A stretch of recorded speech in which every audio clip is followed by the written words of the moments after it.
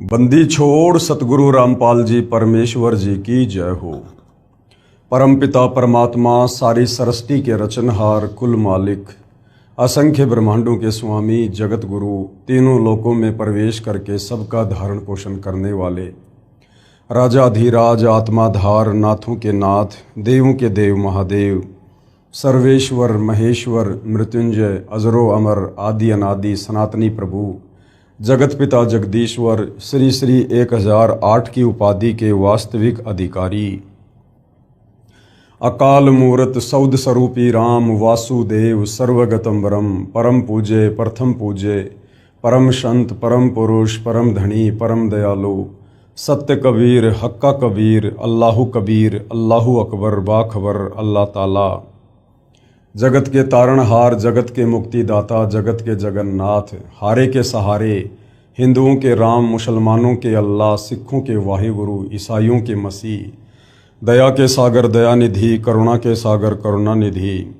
स्वयंभू परिभू संकट मोचन कष्टहरण मंगल करण दुख भंजन अविगत कबीर निर्विकार निर्विषम परमात्मा अलय अलेख सतगुरु आदि अनादि सतगुरु असली मर्यादा पुरुषोत्तम असली राम असली कृष्ण असली घनश्याम असली मुरारी राजाओं के राजा महाराजाओं के महाराजा शहंशाहों के शहंशाह सम्राटों के सम्राट भगवानों के भगवान अल्लाहों के अल्लाह प्रभुओं के प्रभु मसीहाओं के मसीह सच्चे वाहिगुरु बाबाओं के बाबा पीरों के पीर सेठों के सेठ जगत सेठ सावड़सा सेठ सर्वगुण संपन्न अनंत कोटि कलाओं के स्वामी अनंत कोटि ब्रह्मांडों के नायक योगियों में महायोगी ध्यानियों में महाध्यानी सिद्धों में परम सिद्ध ज्ञानियों में तत्वज्ञानी ब्रह्म ज्ञानी महाज्ञानी परम ज्ञानी सर्वश्रेष्ठ ज्ञानी विज्ञानी युवा कबीर समर्थ कबीर असमवात अमित ओझा सच्चे रहनुमा करीम अल्लाह सुभान अल्लाह दुनिया के अंतिम पैगंबर 8 सितंबर 1951 से गांव धनाना जिला सोनीपत हरियाणा भारतवर्ष की पावन भूमि पे प्रकट रियल कल्कि भगवान श्री नारायण साकार हरि श्री बाबा साहिब नूर अनंत परमात्मा सच्चे दरवेश सच्चे बाखबर संत श्रोमणी सतगुरु रामपाल जी परमेश्वर जी के चरण कमल में आप और हम सभी भाई बहनों का अनंत कोटि दंडवत प्रणाम। सत्साई भाई और बहनों, बहुत बड़ी दया बहुत बड़ी मेहर पूज्य गुरुदेव भगवान की परमेश्वर रामपाल जी की, जिनके शुभ आशीर्वाद से विशेष आशीर्वाद से आप और हम सभी आत्माओं को पवित्र पुस्तक ज्ञान गंगा में जो अद्वितीय आध्यात्मिक ज्ञान छुपा हुआ है, जो सर्व धर्मों के सर्व धर्मशास्त्रों से प्रमाणित है, हमें सुनने और समझने को मिल रहा है। यदि इस ज्ञान को अच्छे से समझ लिया जाए और इस ज्ञान दाता सतगुरु रामपाल जी से उपदेश लेकर आजीवन मर्यादा में रहकर भक्ति की जाए तो निश्चित ही हमारी आत्मा का कल्याण इसी मनुष्य जन्म में संभव है। भाई और बहनों, ये पवित्र पुस्तक ज्ञान गंगा, इसके ऊपर आज हमारा ये 15वें नंबर का वीडियो है। यदि आप पहली बार ये वीडियो देख रहे हैं तो आप जियों से प्रार्थना करूंगा कि आप जी इस पुस्तक पर बन चुके अब तक के समस्त वीडियो अवश्य देखिए, विशेषकर भूमिका को अवश्य देखिएगा, क्योंकि किसी भी पुस्तक की भूमिका को पढ़े बिना उस पुस्तक में किस प्रकार का ज्ञान है हम समझ नहीं पाएंगे। और ये पुस्तक ज्ञान गंगा, इसे तो जन जन ने पढ़ना चाहिए। जिसको मानव शरीर प्राप्त है स्त्री या पुरुष का, उनके लिए तो ये पुस्तक एक प्रकार से वरदान सिद्ध हो जाएगी यदि किसी ने इस पुस्तक को रुचि लेकर धैर्य के साथ निष्पक्ष होकर पढ़ लिया और यदि इनमें लिखी बातों पर अमल कर लिया तो भाई और बहनों, कुल का मालिक कौन है, एक परमात्मा कौन है, सारी सृष्टि को रचने वाला कौन है, ब्रह्मा विष्णु महेश को बनाने वाला कौन है, दुर्गा और इस ब्रह्म को गीता ज्ञान दाता को उत्पन्न करने वाला कौन परमात्मा है, वो कैसा है, कहाँ रहता है, कैसा दिखाई देता है, कैसे मिलता है और कैसे हम उसको प्राप्त करके और जब तक इस लोक में हैं यहाँ भी आध्यात्मिक लाभ प्राप्त कर सकते हैं और कैसे शरीर छूटने के बाद उस परमेश्वर के लोक में जाकर सदा सदा के लिए सुखी हो सकते हैं। इन तमाम बातों की जानकारी ये आत्मा सदियों से तलाश कर रही है, खोज रही है, परंतु किसी भी सवाल का कोई भी जवाब नहीं मिला। कारण ये था कि हमारे जितने भी आध्यात्मिक गुरु हैं, धर्म गुरु हैं, आचार्य शंकराचार्य हैं, मुल्ला मौलवी हैं, पोप पादरी हैं, पाठी हैं, इन्हें स्वयं तत्व ज्ञान नहीं, इन्हें स्वयं सृष्टि रचना का ज्ञान नहीं, ये लोग कथा करने के अधिकारी नहीं, गुरु पद पर बैठकर किसी को उपदेश देने के अधिकारी नहीं, जिसके चलते ये लोग भगत समाज को भी अध्यात्म के नाम पर केवल झूठ ही बोलते रहे, झूठ ही परोसते रहे। तो भाइयों और बहनों, अब वो समय आ गया है, साक्षात तत्वदर्शी संत के रूप में, जगत गुरु के रूप में, सर्व सृष्टि को रचने वाले और सर्व सृष्टि वासियों का पालन पोषण करने वाले कबीर परमेश्वर धरती पर प्रकट हो चुके हैं। यदि आवश्यकता है तो थोड़ा अध्यात्म में रुचि लेकर और उनके द्वारा लिखी पवित्र पुस्तक को पढ़ने की है, उनके सत्संग सुनने की है। आज हमारा इस पवित्र पुस्तक ज्ञान गंगा के ऊपर, जिसको सतगुरु रामपाल जी ने अपने कर कमल से लिखा है, आज हमारा ये 15वें नंबर का वीडियो है। और प्रत्येक वीडियो में हमें अध्यात्म के विषय में वो अनसुनी बातें, वो अनसुनी सच्चाई सुनने और समझने को मिल रही है, जिसके लिए हम युगों युगों से तड़प रहे थे। ये आत्मा भटक रही थी, परंतु वो वस्तु हमें मिल नहीं पा रही थी। तो भाइयों और बहनों, आज का टॉपिक है कि वो कबीर परमात्मा चारों युगों में आते हैं, यहाँ पर तत्वदर्शी संत की भूमिका करते हैं। आप और हम आत्माओं को अपने तत्व ज्ञान से समझाकर सतलोक ले जाने का प्रयास करते हैं। और जो जो आत्माएं तत्वदर्शी संत रूप में आए हुए कबीर परमेश्वर की शरण ग्रहण करके आजीवन मर्यादा में रहकर भक्ति करती रहती हैं, अंत समय में परमेश्वर उनको अपने साथ अपने निज लोक सतलोक ले जाते हैं।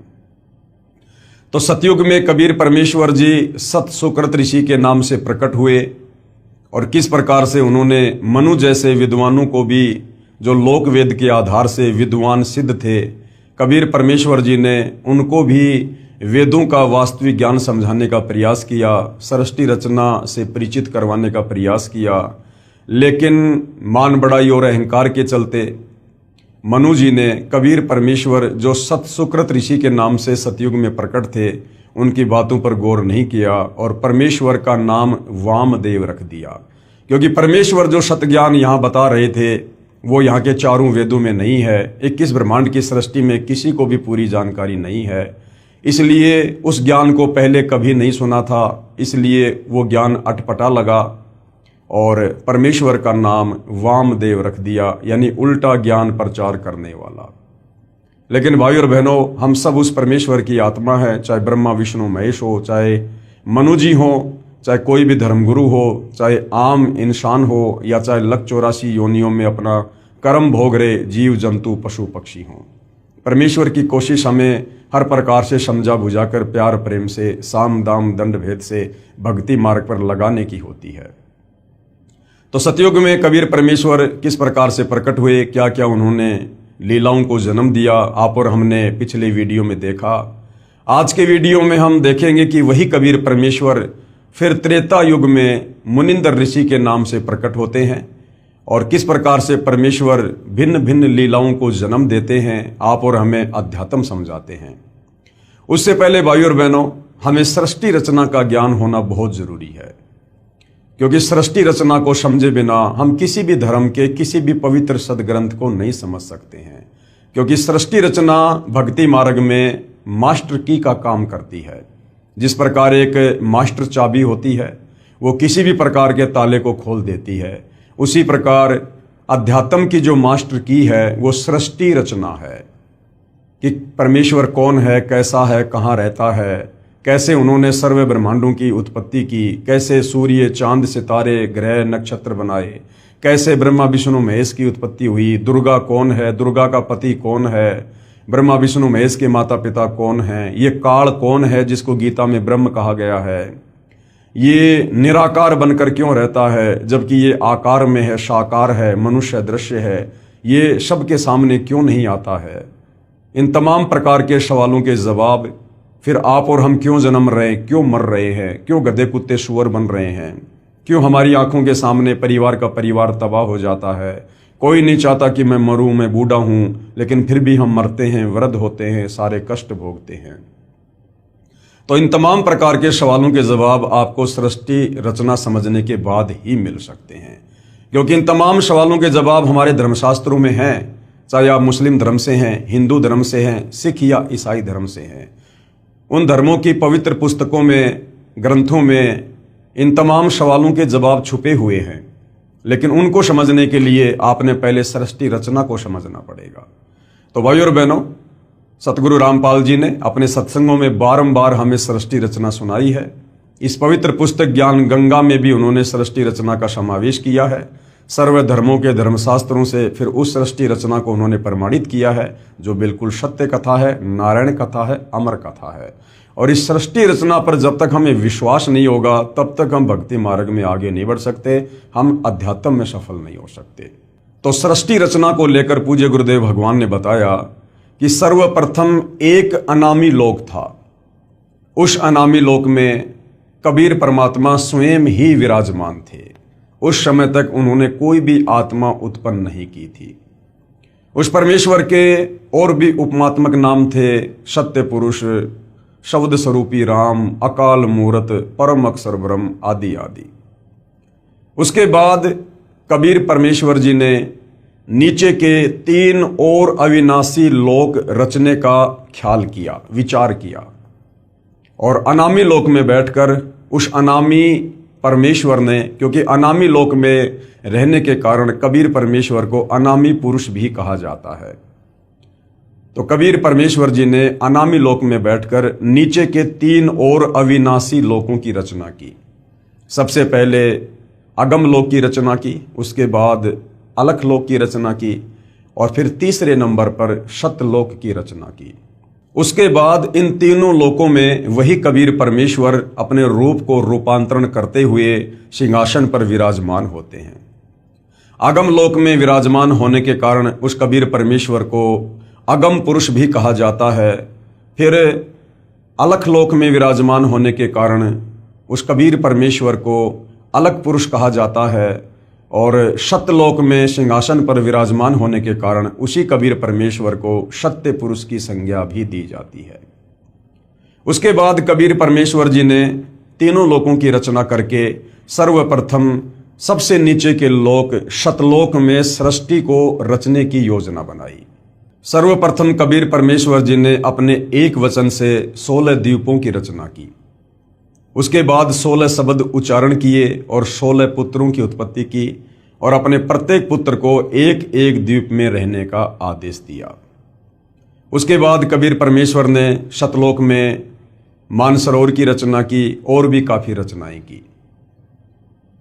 उसके बाद कबीर परमेश्वर जी ने अपने 12वें नंबर के पुत्र अचिंत से कहा कि बेटा, मैं आपको वचन शक्ति देता हूं, शब्द शक्ति देता हूं, आप सतलोक में कुछ रचना करो। अचिंत ने कबीर परमेश्वर से शब्द शक्ति प्राप्त करके एक अक्षर पुरुष की उत्पत्ति की सृष्टि रचना में सहयोग देने के लिए।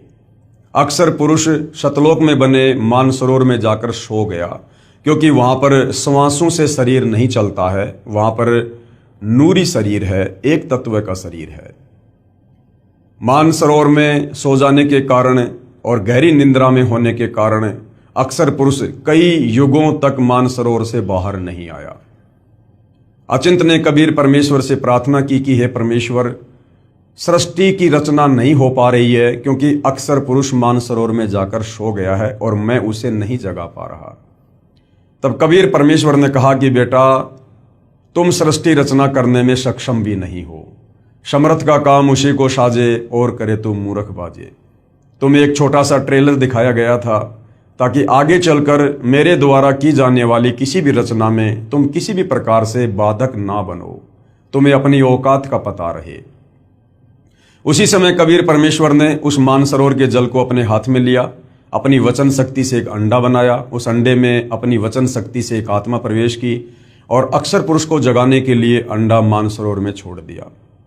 अंडा मानसरोवर में नीचे चला गया। अंडे की गड़गड़ाहट की आवाज से अक्षर पुरुष की निंद्रा भंग हुई। निंद्रा भंग होते ही अक्षर पुरुष ने गुस्से से अंडे की तरफ देखा और गुस्से के कारण अंडा दो भाग हो गया, यानी फूट गया।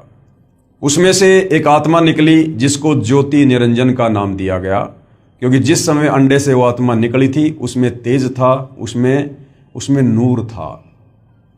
उसी समय कबीर परमेश्वर जी ने आकाशवाणी की कि अक्सर पुरुष, आप निंद्रा में थे, आपको जगाने के लिए ये सारी क्रिया की गई है, आप दोनों मानसरोवर से बाहर आ जाओ। उसी समय दोनों आत्मा ज्योति निरंजन और अक्सर पुरुष मानसरोवर से बाहर आ जाते हैं और कबीर परमेश्वर ने कहा कि आप दोनों आत्मा, आप अचिंत के द्वीप में उसके साथ रहो। परमेश्वर की आज्ञा प्राप्त करके ज्योति निरंजन और अक्सर पुरुष दोनों अपने बड़े भाई अचिंत के द्वीप में उसके साथ रहने लगे। उसके बाद कबीर परमेश्वर जी ने सतलोक में और बहुत सारी अनंत आत्माओं की अपने वचन से उत्पत्ति की और बहुत सारी रचना की। काफी समय बीत जाने के बाद ज्योति निरंजन के मन में एक खरपतवार उत्पन्न हुई कि हमारे बाकी 15 भाई एक एक द्वीप में अलग अलग रह रहे हैं और हम तीनों एक ही द्वीप में रह रहे हैं, क्यों ना परमेश्वर से अलग से राज्य प्राप्त किया जाए। उसके लिए इस ज्योति निरंजन ने सतलोक में एक पैर पर खड़ा होकर तप करना शुरू कर दिया। कबीर परमेश्वर ने पूछा कि भाई ज्योति निरंजन, आप ये तप क्यों कर रहे हो, हठ क्यों कर रहे हो? ज्योति निरंजन ने कहा कि पिताजी, मुझे कुछ अलग से राज्य दीजिए, मेरे लिए वो जगह थोड़ी है। और जिस समय भाइयों और बहनों ये ज्योति निरंजन सतलोक में एक पैर पर खड़ा होकर तप कर रहा था, उस समय आज आप और हम जितनी भी आत्माएं इस मृत लोक में, इस 21 ब्रह्मांड में, ब्रह्मा विष्णु महेश से लेकर आप और हम जैसे आम इंसान, 184 योनियों के जलचर, थलचर, नभचर जितने भी प्राणी हैं, गंदी नाली के कीड़े से लेकर ब्रह्मा विष्णु महेश तक, जो आज हम यहाँ पर दुख भोग रहे हैं, नरक भोग रहे हैं, जन्म और मरण के रोग में हैं, 184 योनियों का कष्ट भोग रहे हैं, हम सभी आत्माएं उस समय तप कर रहे उस ज्योति निरंजन के ऊपर आसक्त हो गए। कबीर परमात्मा ने हमें बीच बीच में बहुत सावधान किया कि बच्चों, ये नादान है, इसकी नादानी को मत देखो, ये अपने कर्म फोड़ रहा है। आप आत्माओं को किस बात की कमी है? आपको सर्व सुख है, सर्व सुविधा है, आप अपनी भक्ति करो, प्रेम से आराम से रहो, इस नादान की नादानी को मत देखो। हम आत्माएं ऊपर से तो सावधान हो गई, परंतु अंदर से जो कशक थी वो ज्यों की त्यों ज्योति निरंजन के प्रति बनी रही। कबीर परमेश्वर ने देख लिया कि भाई बार बार समझाने के बावजूद भी ये अपनी हरकतों से बाज नहीं आ रहे हैं, ये पतिव्रता पद से नीचे गिर चुके हैं, इनकी आस्था अपने परमेश्वर से हटकर और एक अपने जैसे दो कोड़ी के जीव के ऊपर अधिक होती जा रही है। इसलिए कबीर परमेश्वर ने सोचा कि अब ये आत्मा सतलोक में रहने के लायक नहीं है। उधर से जब सत्तरयुग ज्योति निरंजन ने तप पूरा कर लिया तो कबीर परमेश्वर ने कहा, भाई आपको क्या चाहिए? ज्योति निरंजन ने कहा, पिताजी मुझे अलग से राज्य दे दीजिए।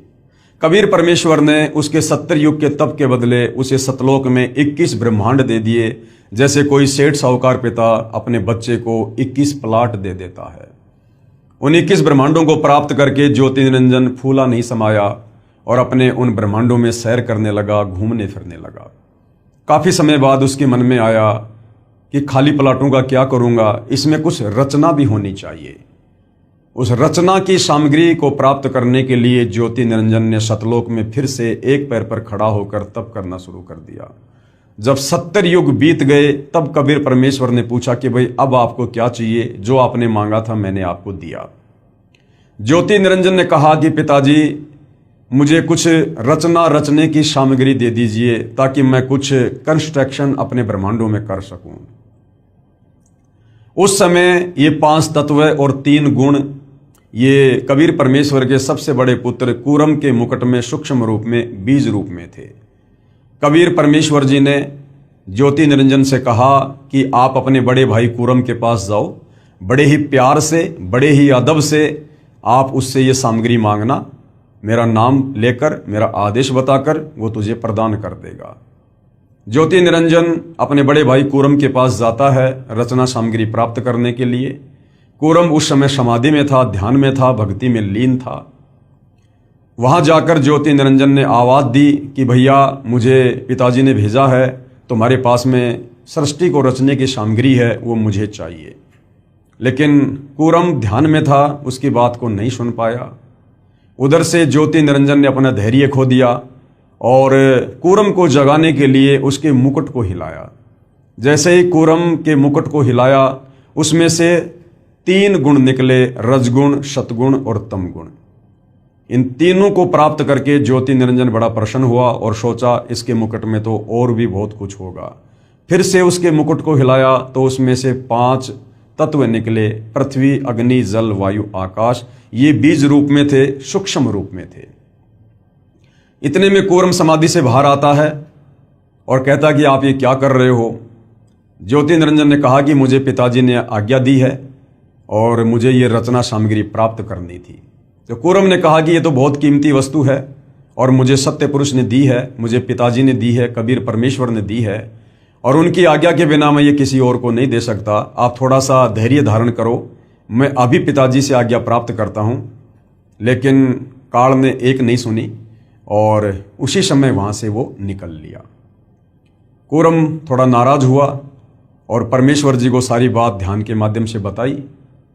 उसी समय कबीर परमेश्वर जी ने कहा कि बेटा, छोटे गलती किया करते हैं, बड़े माफ़ किया करते हैं।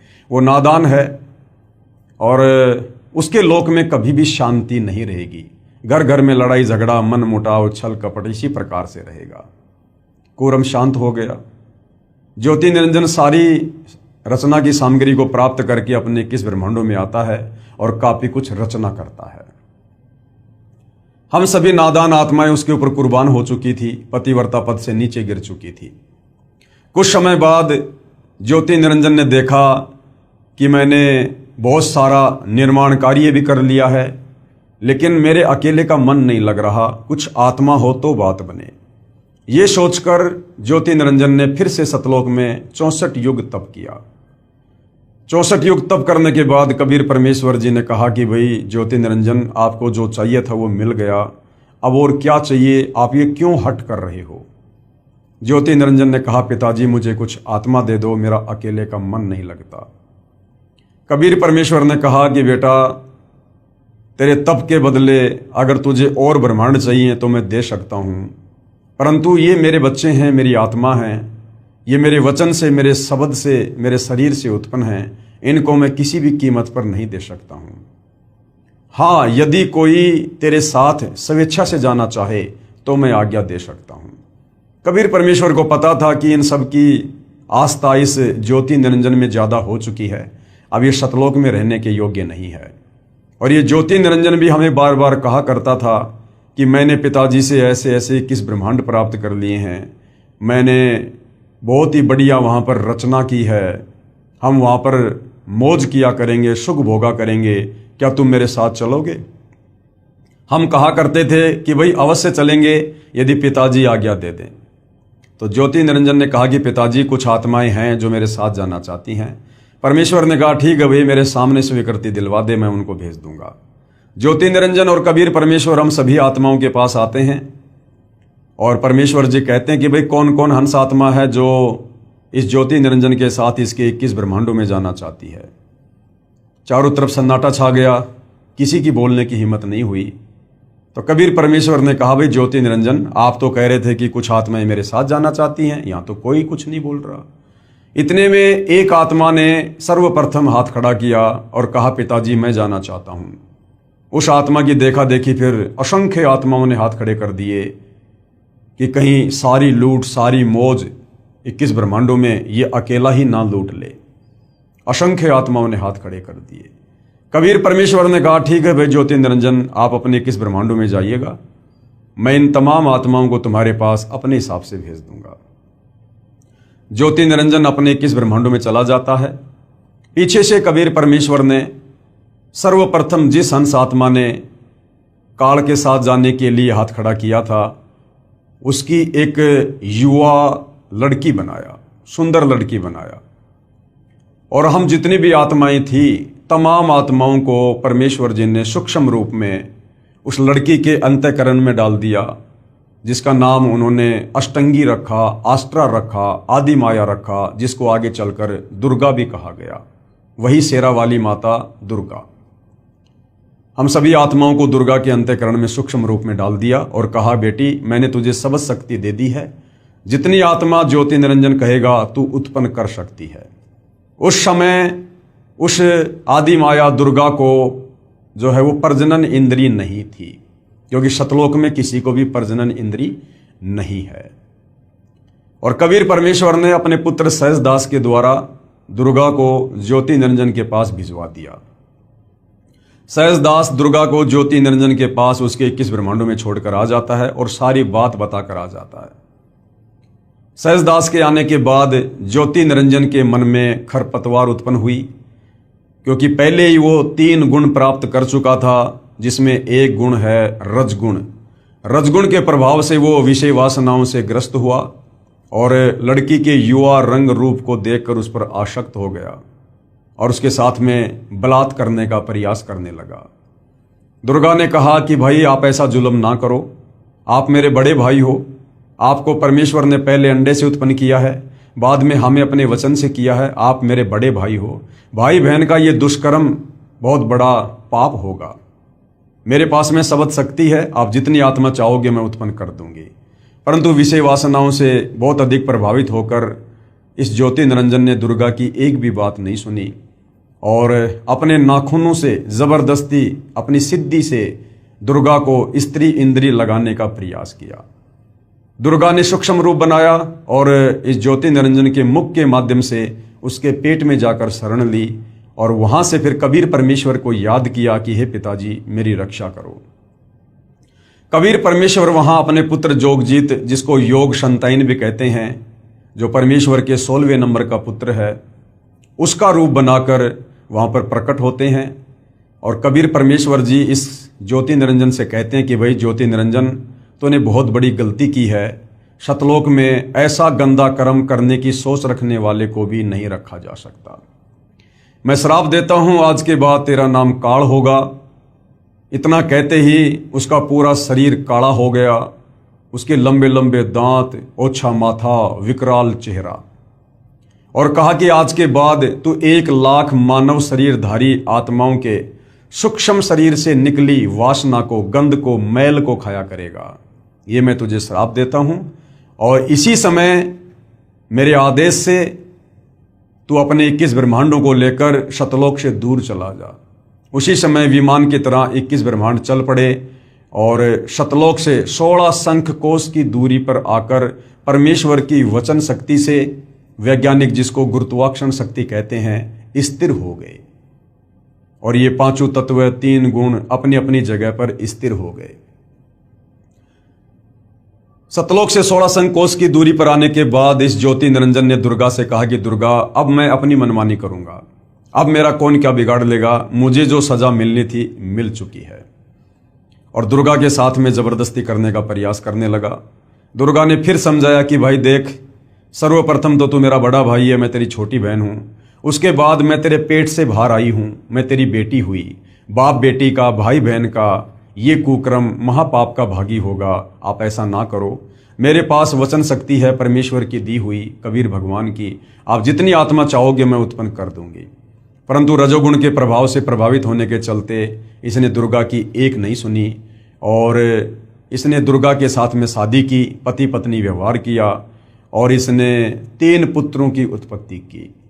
सबसे बड़े का नाम ब्रह्मा रखा, उससे छोटे का विष्णु, तीसरे नंबर वाले का शंकर, और तीनों को एक एक गुण से युक्त कर दिया। और इसने अपने इन 21 ब्रह्मांडों को 4 महाब्रह्मांडों में सेट कर दिया।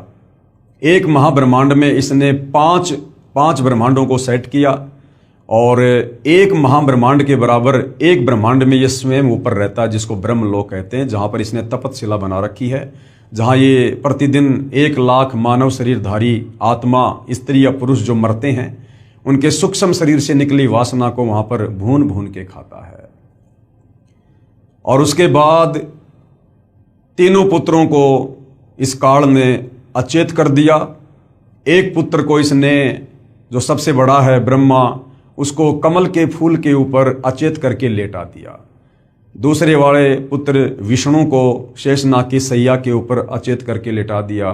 तीसरे नंबर के पुत्र शिवजी को, शंकर को इसने कैलाश पर्वत पर अचेत करके बैठा दिया और दुर्गा से कहा कि दुर्गा, तुम इनकी अचेत अवस्था में तुम इनकी परवरिश करो और मेरे आदेश से तुम इनको चेतना में लाना। उसके बाद इस काल ने दुर्गा से कहा कि दुर्गा, 3 पुत्रों की उत्पत्ति हो चुकी है, तीनों पुत्र एक एक गुण युक्त हो चुके हैं। अब तुम इन तीनों पुत्रों के माध्यम से आगे सृष्टि की रचना करो, मेरे भोजन की व्यवस्था करो, जीवों की उत्पत्ति करो। और काल ने कहा कि आज के बाद मैं किसी को भी दर्शन नहीं दूंगा। दुर्गा ने कहा, क्या तुम अपने तीनों पुत्रों को भी दर्शन नहीं दोगे?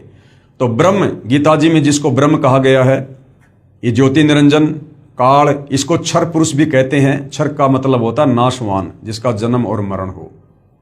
तो इस ब्रह्म अर्थात काल ने कहा कि मैं अपने तीनों पुत्रों को भी दर्शन नहीं दूंगा, ये मेरी मजबूरी है।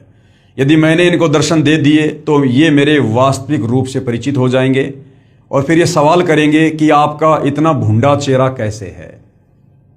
और सच पता चलने पर कि मुझे रोजाना 1 लाख मानव शरीरधारी आत्माओं को खाना पड़ता है, तो ये कभी भी मेरे लिए संतान उत्पत्ति नहीं करेंगे, जीवों की उत्पत्ति नहीं करेंगे, इस पाप में भागी नहीं बनेंगे।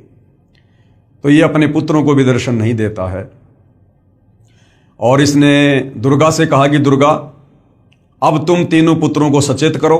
दुर्गा ने तीनों पुत्रों को सचेत किया और तीनों को आपस में इकट्ठा किया और काल के आदेश से दुर्गा तीनों पुत्रों को समुद्र मंथन पर लेकर गई।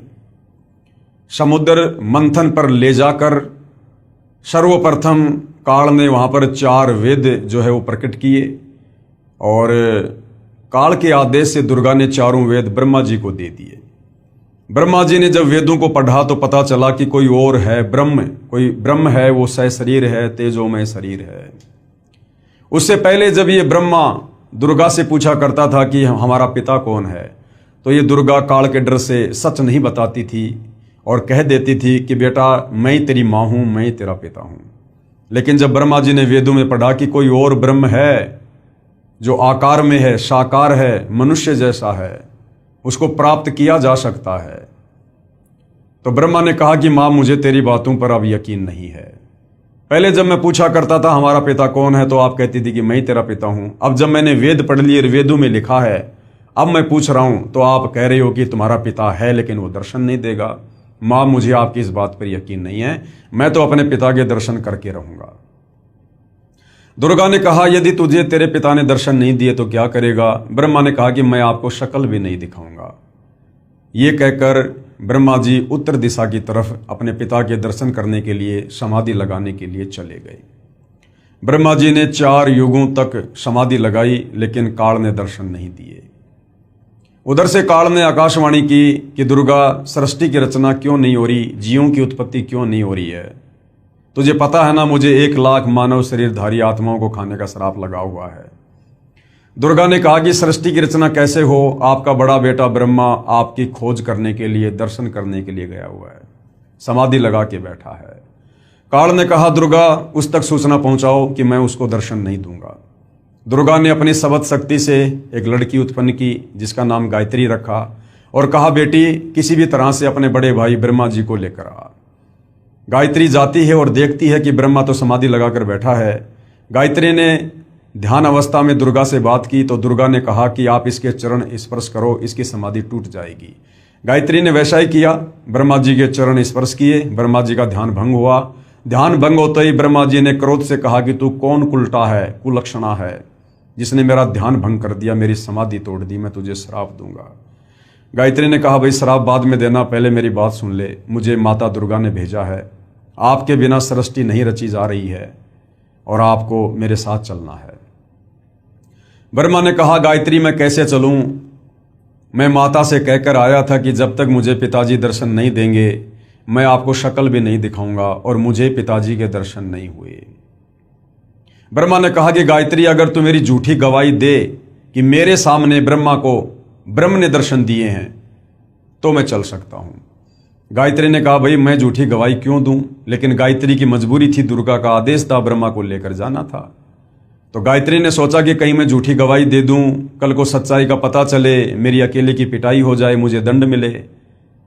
तो गायत्री ने कहा कि मैं झूठी गवाही दे सकती हूं, लेकिन मेरी एक शर्त है, यदि आप मेरे साथ शारीरिक संबंध बनाओ, रति क्रिया करो, तो मैं आपकी गवाही दूं। ब्रह्मा ने गायत्री के साथ में शारीरिक संबंध बनाए। उसके बाद गायत्री ने सोचा क्यों ना एक और गवाह तैयार किया जाए ताकि बात में कुछ दम हो। गायत्री ने अपनी शब्द शक्ति से एक लड़की उत्पन्न की जिसका नाम पोहपति रखा और पोहपति से कहा कि तुम ऐसे ऐसे हमारी गवाही दो। पोहपति ने भी यही सोचा कि मैं झूठी गवाही दे दूं, ये कल को बच जाएं और मैं दोषी हो जाऊं। तो पोहपति ने भी वही शर्त रखी, यदि ब्रह्मा मेरे साथ में शारीरिक संबंध बनाए तो मैं गवाही दे सकती हूं। ब्रह्मा की मजबूरी, गायत्री की मजबूरी, ब्रह्मा ने पोहपति के साथ वही कर्म किया, शारीरिक संबंध बनाए और तीनों माता दुर्गा के पास में आ जाते हैं। दुर्गा कहती है, बेटा तुझे तेरे पिता ब्रह्म ने दर्शन दिए। ब्रह्मा जी ने कहा कि माता जी मुझे दर्शन हुए हैं। दुर्गा ने कहा कि मैं कैसे यकीन करूं, कोई गवाह पेश करो। ब्रह्मा जी ने कहा कि ये दोनों लड़कियां हैं, इन दोनों के सामने दर्शन दिए। दुर्गा ने उन दोनों से पूछा तो दोनों ने स्वीकृति दे दी कि हमारे सामने पिताजी ने दर्शन दिए हैं। उधर से दुर्गा ने सोचा कि ये काल मुझे तो कह रहा था कि मैं कभी किसी को दर्शन नहीं दूंगा, ये कह रहे हैं कि मुझे दर्शन दिए हैं। दुर्गा थोड़ा नाराज हुई और उसने ध्यान लगाया।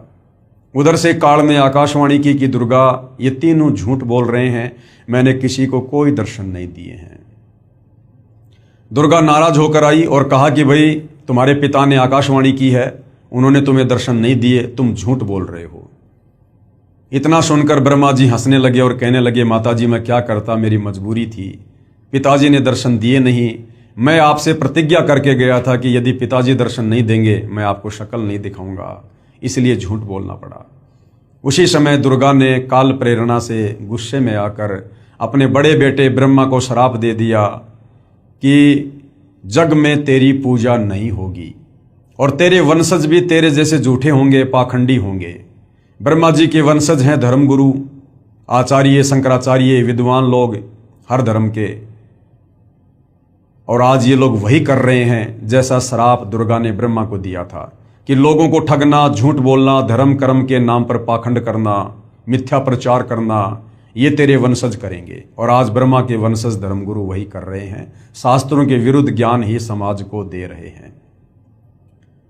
इतना सुनकर ब्रह्मा जी बेहोश हो गए और दुर्गा ने फिर गायत्री को श्राप दिया जिसने झूठी गवाही दी थी कि तू मृत लोक में यानी पृथ्वी लोक पर गाय बनेगी और तेरे कई कई सांड जो है वो पति होंगे।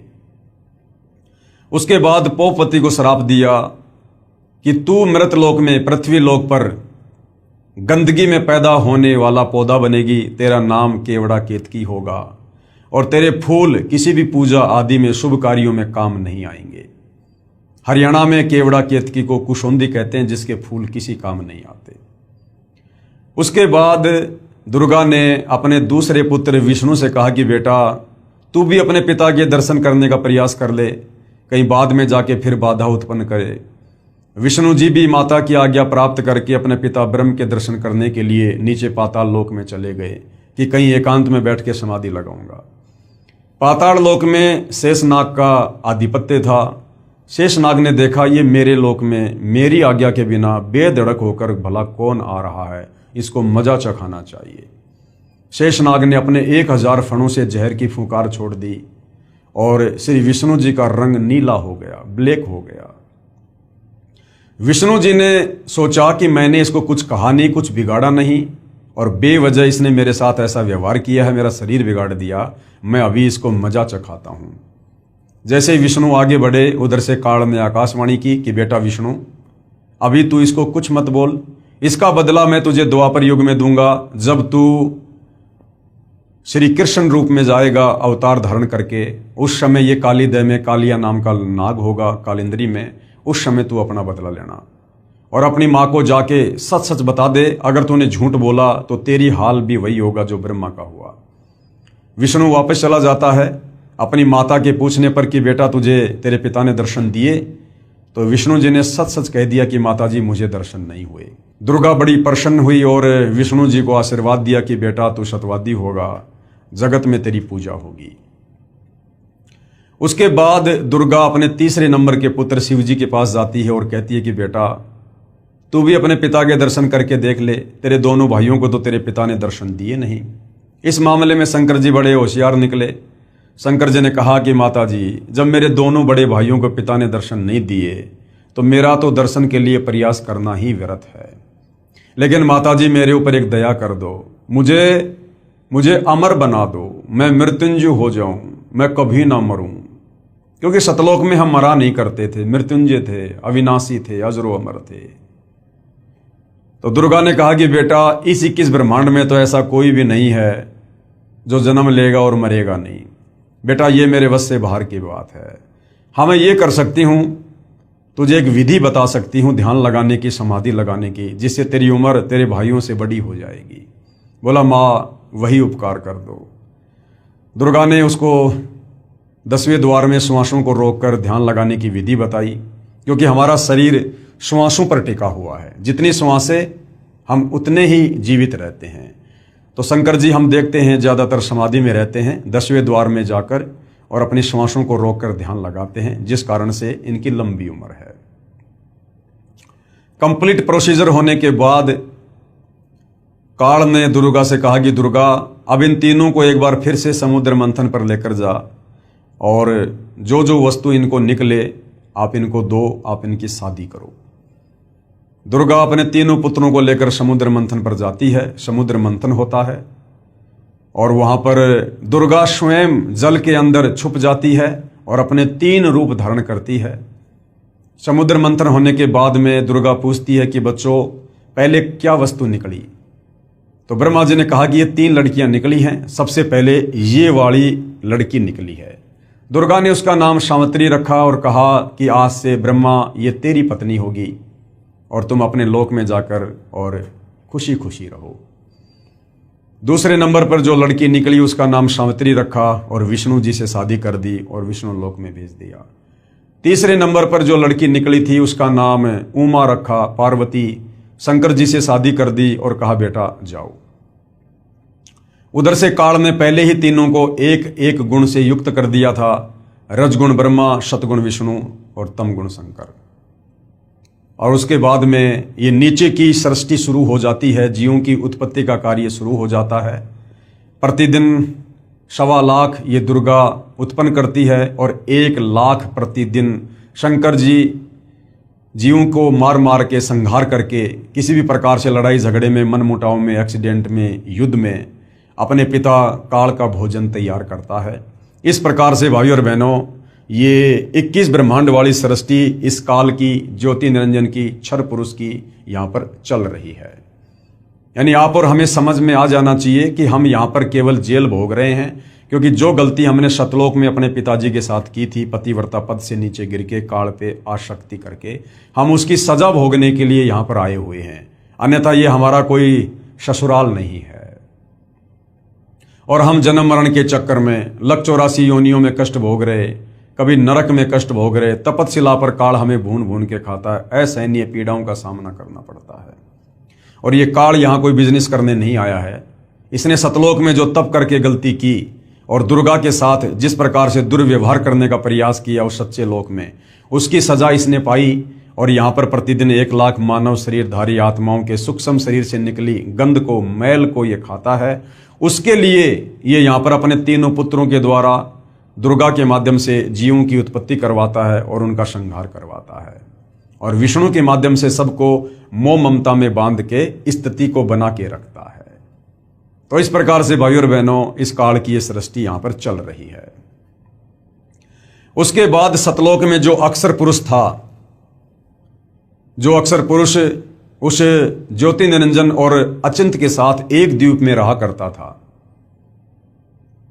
अक्षर पुरुष के मन में आया कि क्षर पुरुष यहां से जा चुका है, ज्योति निरंजन यहां से जा चुका है 21 ब्रह्मांड लेके, और वो तो बहुत ज्यादा मौज मस्ती कर रहा होगा, बड़े सुख भोग रहा होगा, बड़े आनंद में होंगे लोग जो उसके साथ गए हैं।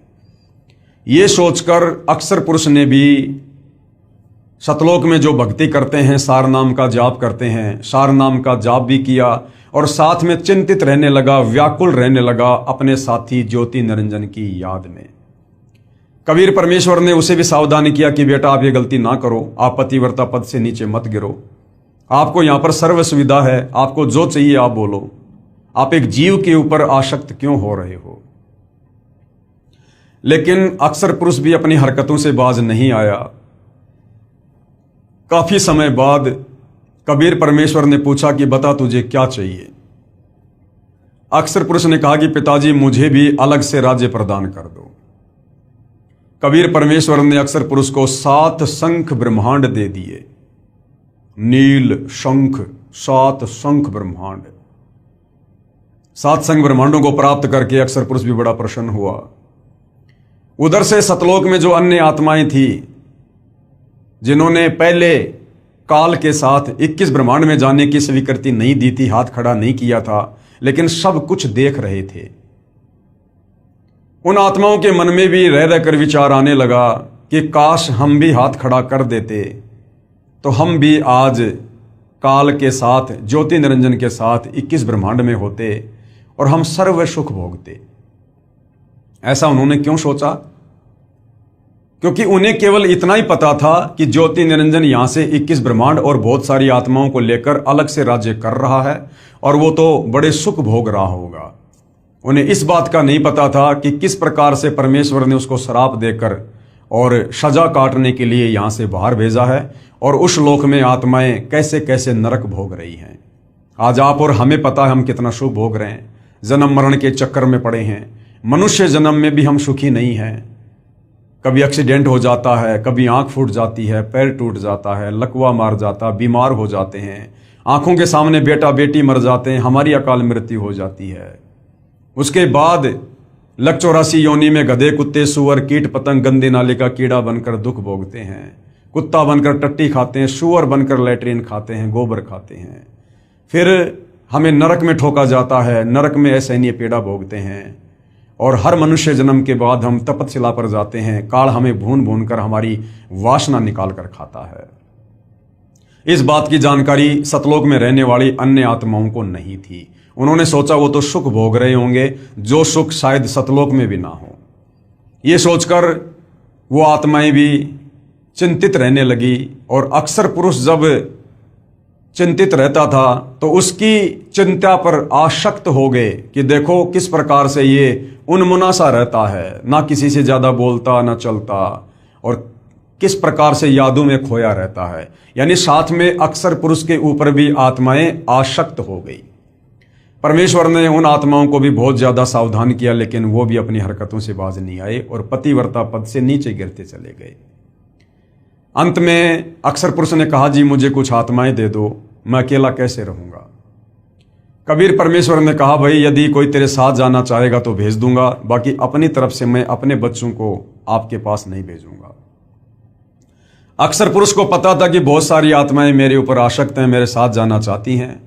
उसने कहा पिताजी बहुत सारी आत्माएं मेरे साथ जाना चाहती हैं। कबीर परमेश्वर ने कहा ठीक है भाई, आप मेरे सामने हाँ भरवा दो, मैं आज्ञा दे दूंगा। अक्सर पुरुष और कबीर परमेश्वर दोनों उन आत्माओं के पास गए और कहा भी कौन कौन है जो अक्सर पुरुष के साथ इसके सात्संग ब्रह्मांडों में जाना चाहती हैं। काफी समय तक सन्नाटा छाया रहा, किसी ने हाथ खड़ा नहीं किया। अंत में दुर्गा की तरह एक आत्मा ने दुस्साहस किया, हाथ खड़ा किया और कहा पिताजी मैं जाना चाहता हूं। कबीर परमेश्वर ने कहा ठीक है भाई। बाकी देखम देखा अनंत आत्माओं ने भी हाथ खड़े कर दिए कि कहीं हम तो पहले ही रह गए थे, हमने पिछली बार भी हाथ खड़ा नहीं किया था, अब की बार रह गए तो कहीं मामला न बिगड़ जाए। अनंत आत्माओं ने हाथ खड़ा कर दिया। कबीर परमेश्वर जी ने अक्सर पुरुष से कहा कि भाई अक्सर पुरुष आप अपने सात्संग ब्रह्मांडों में जाओ, मैं अपने हिसाब से इन आत्माओं को भेजूंगा।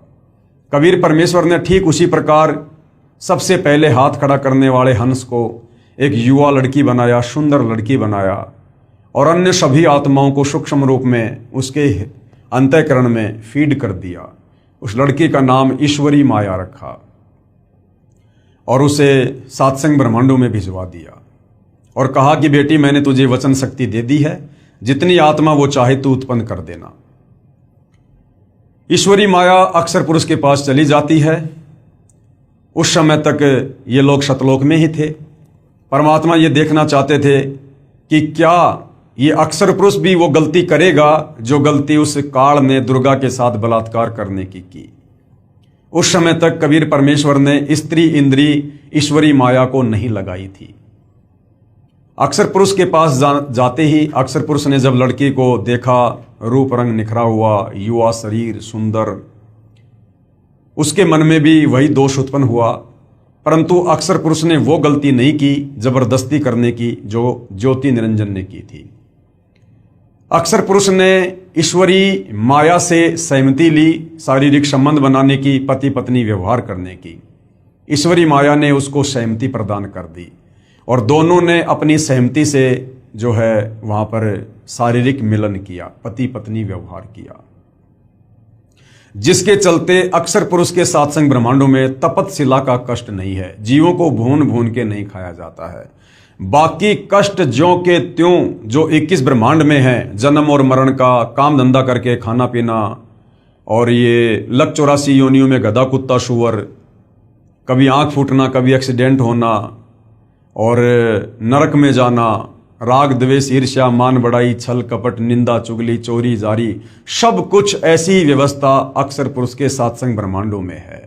केवल तपतशिला का कष्ट नहीं है, ये आत्माओं को खाता नहीं है, क्योंकि इसने वो गलती नहीं करी जो गलती काल ने दुर्गा के साथ सतलोक में जबरदस्ती करके की थी।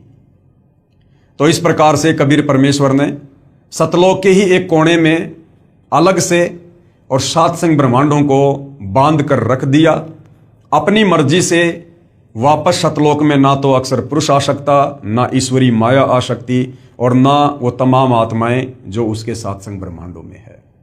इस प्रकार से कबीर परमेश्वर ने इस संसार रूपी वृक्ष की रचना की, जिसका जिक्र गीता जी अध्याय 15 श्लोक नंबर 1 से 4 में है कि अर्जुन, जो संत महात्मा इस संसार रूपी वृक्ष के प्रत्येक विभाग को बता दे कि कौन भगवान कैसा है, किसकी कितनी क्षमता है, सृष्टि की रचना कैसे हुई है, ये 21 ब्रह्मांड कैसे उत्पन्न हुए, सात्संग ब्रह्मांड कहाँ से आए हैं, जो इस संसार रूपी वृक्ष को सभी विभागों सहित बता दे, तत्व ज्ञान से बता दे, पूरी सृष्टि रचना को समझा दे, वो तत्वदर्शी संत महात्मा है। उसकी शरण में जाकर भक्ति करने से आप मेरे यानी काल के 21 ब्रह्मांडों से मुक्त होकर वापस सतलोक जा सकते हो। तो भाई और बहनों, वो परम शक्ति, वो परम पुरुष, महापुरुष, वो तत्वदर्शी संत वर्तमान में आज धरती पर सतगुरु रामपाल जी हैं, जिन्होंने संसार रूपी पीपल की वृक्ष का चित्र बनाकर अपने सत्संगों में हमें पूरी सृष्टि रचना को समझाया है। जो सृष्टि रचना आपने अभी अभी मौखिक सुनी, और जो सृष्टि रचना कंप्लीट इस पवित्र पुस्तक ज्ञान गंगा में लिखी हुई है, जिस पर वीडियो बन चुके हैं, जो सर्व धर्मों के सर्व पवित्र धर्म शास्त्रों से प्रमाणित है।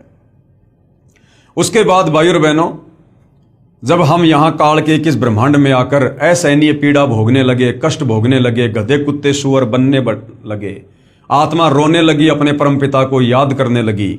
हम चाहे किसकी भी भक्ति करते हैं, चाहे कोई माता की, चाहे कोई ब्रह्म की, चाहे कोई देवी देवताओं की, चाहे वैसे कोई मंदिर में जाता है, और जब कोई विशेष आपत्ति आती है तो हम आत्मा से पुकार करते हैं कि हे परमात्मा रक्षा करो, हे सबके मालिक, हे सच्चे मालिक।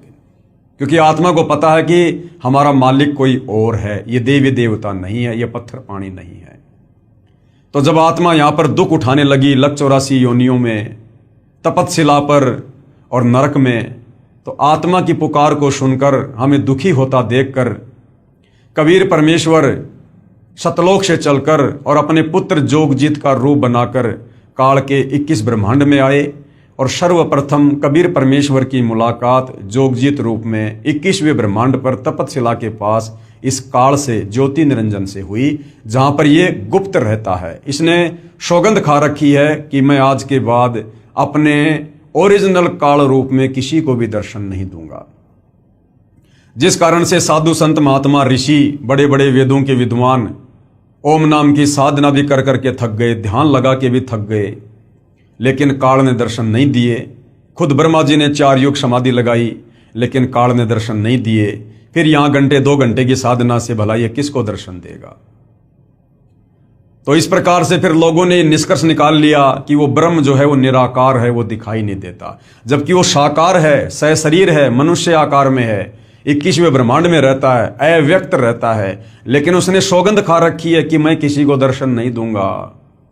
जिस कारण से साधना करते करते जब उसके दर्शन नहीं हुए तो साधु संत महात्मा ऋषियों ने अपना निष्कर्ष दे दिया कि परमात्मा निराकार है, वो दिखाई नहीं देता। और सब इसी थ्योरी पर सेट हो गए कि वास्तव में परमात्मा तो दिखाई नहीं देता, वो तो निराकार है, जबकि वो साकार है, दिखाई देता है।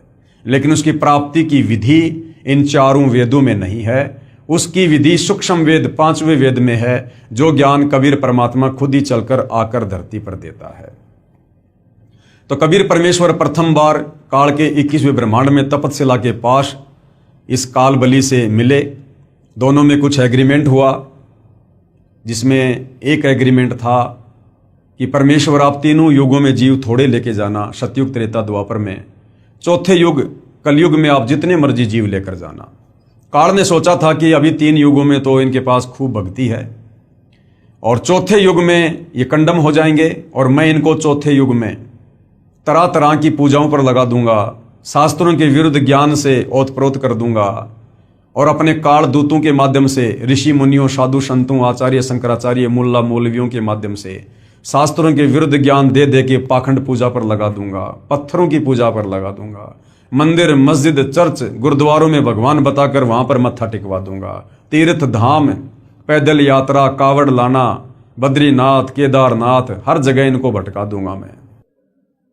और जब वो परमात्मा चौथे युग में आकर इनको ज्ञान समझाएगा, ये उसकी एक भी बात नहीं मानेंगे, उल्टा उसका सिर फोड़ेंगे कि तू कहां से ये ज्ञान ले आया कि परमात्मा साकार है, दिखाई देता है, कोई सतलोक है। आज वही हो रहा है भाइयों और बहनों। आज 90% आत्माएं सतगुरु रामपाल जी के द्वारा बताई जा रही यथार्थ सृष्टि रचना को उस अज्ञानता के चलते, जो अज्ञानता हम सदियों से सुनते आ रहे हैं, जो शास्त्र विरुद्ध साधना हम सदियों से करते आ रहे हैं, हमारे दिलो दिमाग में यही बैठा दिया गया है कि परमात्मा निराकार है। तो आज सतगुरु रामपाल जी की बात को 90% जनता सुनने को तैयार नहीं है। लेकिन भाइयों और बहनों, ये चौथा युग है, कलयुग है। मालिक को भी पता था कि 3 युगों में इनके पास भक्ति होगी, इनके पुण्य होंगे, दान धर्म की कमाई होगी, जिस कारण से ये वैसे भी मेरी बात को स्वीकार नहीं करेंगे। जब चौथा युग कलयुग आएगा, इनकी पुण्य कमाई नष्ट हो चुकी होगी, इनके पाप कर्म शेष बचेंगे और पाप कर्मों के चलते इनके ऊपर तरह तरह की आपत्ति आएंगी। तब ये मुझे खोजेंगे, मुझे तलाश करेंगे और उस समय जब मैं इनको ये ज्ञान बताऊंगा और साथ में इनके दुखों का निवारण करूंगा भक्ति देकर, तब ये मेरे ऊपर यकीन करेंगे। तो भाइयों और बहनों, अब वो समय आ चुका है। कबीर परमात्मा स्वयं सतगुरु रामपाल जी के नाम से, उनके चोले में, उनकी वेशभूषा में धरती पर प्रकट हैं। आप और हमें सन 1994 से अपने यथार्थ 13वें कबीर पंथ को चलाकर ये सतज्ञान दे रहे हैं, शास्त्र प्रमाणित ज्ञान दे रहे हैं, शास्त्र अनुकूल साधना बता रहे हैं, सृष्टि रचना का ज्ञान दे रहे हैं, यथार्थ भक्ति मंत्र दे रहे हैं और हमें सौ सुख दे रहे हैं। तो आज हमें यकीन हो रहा है कि वास्तव में परमात्मा कौन है, कैसा है और कैसे उनकी प्राप्ति होगी।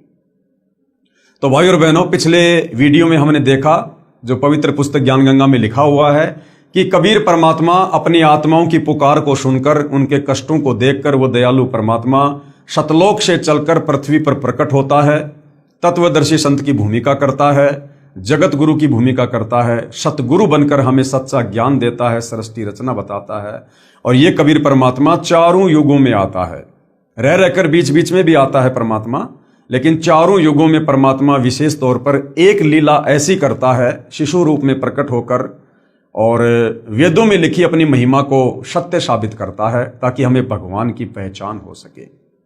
तो सतयुग में कबीर परमात्मा सत सुकृत ऋषि के नाम से प्रकट हुए, अपने तत्व ज्ञान का प्रचार किया, बहुत सी आत्माओं को अपने शरण में लिया और उनका उद्धार किया।